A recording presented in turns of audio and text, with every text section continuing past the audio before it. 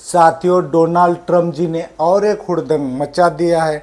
जब से आदमी सत्ता में आया है, हुड़दंग पे हुड़दंग मचा रहा है। आज उन्होंने और एक कारनामा किया है।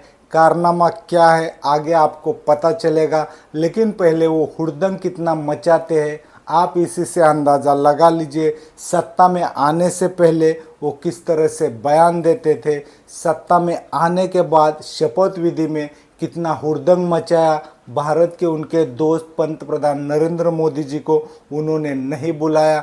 फिर याद कर लीजिए दूसरा हुड़दंग क्या मचाते हैं, सारी दुनिया के लोगों को अच्छे से इज्जत से उनके देश में वापस भेजते हैं, सिर्फ भारत के लोगों को हथकड़ियाँ लगाकर भेज देते हैं। तीसरा हुड़दंग ये मचाते हैं टैरिफ के मामले में।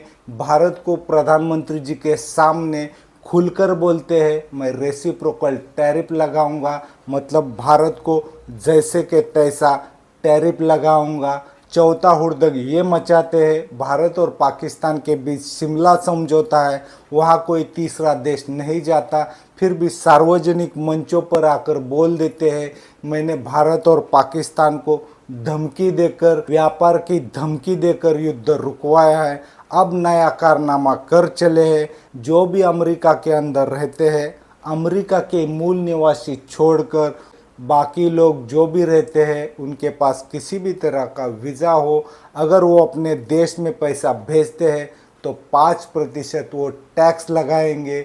अब आप सोच कर देखिए, भारत के लगभग 23 लाख लोग अमेरिका के अंदर रहते हैं, वो लोग बिलियन में पैसा भारत में भेजते हैं।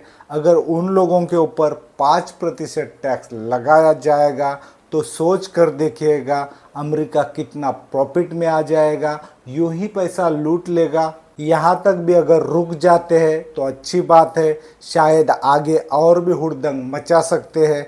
अगर आप लोगों को कुछ अलग लगता है तो आप लोग कमेंट करके बता दीजिए। नमस्कार।